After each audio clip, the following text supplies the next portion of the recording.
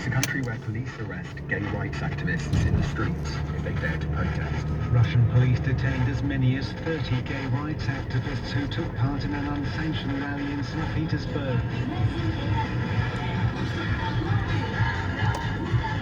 And then there's the Russia of my personal life. That's a place not often seen in the Western news reports.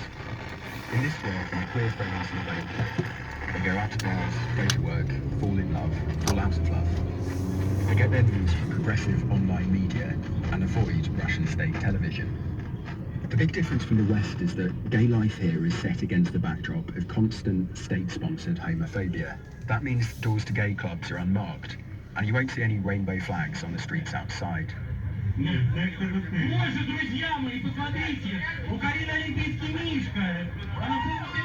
This bar's down a set of stairs in a basement, and there's no signage from the outside. But it's far from the only place like it in Moscow. I'm not just talking about clubs, but also gay community spaces, LGBT film festivals, and sexual health services that cater to gay people. To understand how these two Russias think, you have to look at the kind of media they're consuming. Президент? Мы же сами с него голосовали. Да ни за кого я не голосовал. До свидания, дядя. This is a video that was released just before Russia's last presidential election in 2018. It's in support of Vladimir Putin, and from a Western perspective, it's odd to say the least. There's a slightly pudgy, middle-aged man who says he's not planning on voting. Then he goes to sleep and wakes up in a nightmare future where Putin's no longer the president.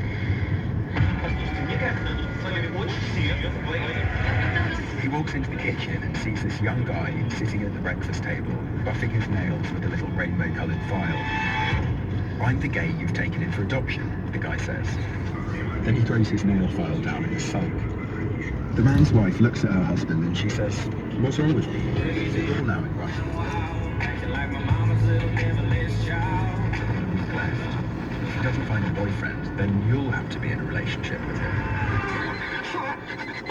The middle-aged man's looking around in horror and confusion. "The law's the law," the gay guy says. Then he bites down suggestively on a banana. The video seems like a sitcom, and I have to admit that I laughed when I first saw it.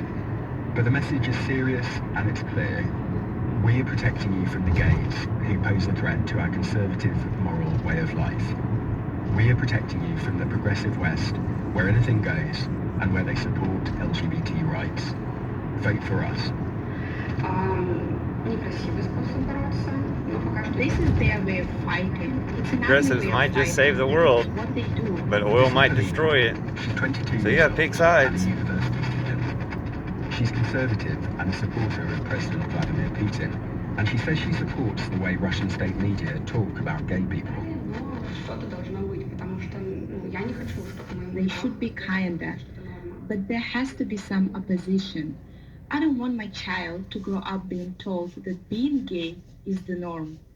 Polina's obviously intelligent and well-read. When we met, she'd even brought along an iPad so she could quote from articles she'd seen about the LGBT community. Like a lot of people I've spoken to in the country, Polina says she's not homophobic, but she has views that certainly would be considered homophobic in the West. These views have been shaped by state media. When the nightly broadcast comes on Russia's Channel 1, you can hear some offensive and sometimes just bizarre things about LGBT people. Екатерина Лахова приравняла радугу к свастике. Ей не угодило мороженое с таким названием, якобы. This is a news report about a rainbow-coloured ice cream that some suggested was out to change the sexual orientation of consumers. After Putin himself got involved, the ice cream makers even had to come out and defend themselves, saying they just like rainbows.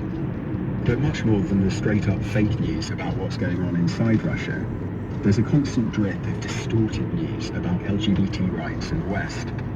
Recently, drag queens in New York did story times for children at a few public libraries.